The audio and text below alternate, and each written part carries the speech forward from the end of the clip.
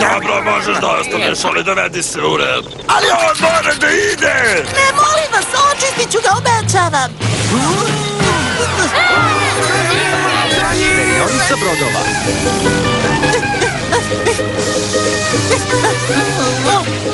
Još je prljav.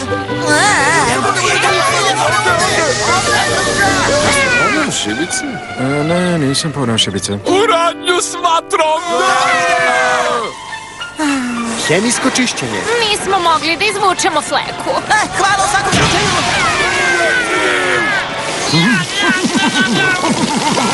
Eno ih!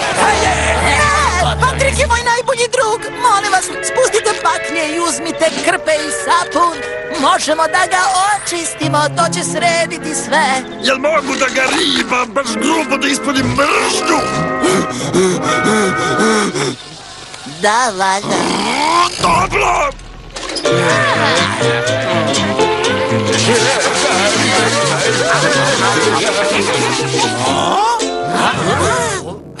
Gde nastade? Ovde nema ničega. On je bio smrda. Patriče! Tako se zovem. Ups, valjda se tako zovem. To nisi bio ti ispod prljavštine? Mislim da nisam. Otišao sam kući i okupao se. Kad sam shvatio da mi više nije dozvoljeno da uđem u kebab krabu. Ali ako si ti, ko je onda?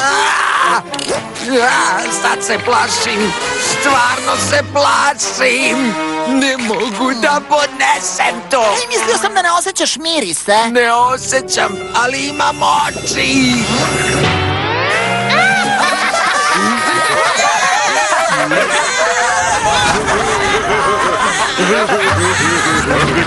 Presna puma, požara s deponije guma, za medalju smrda prljavi. I mali gač trokavi. Nevjerovatno!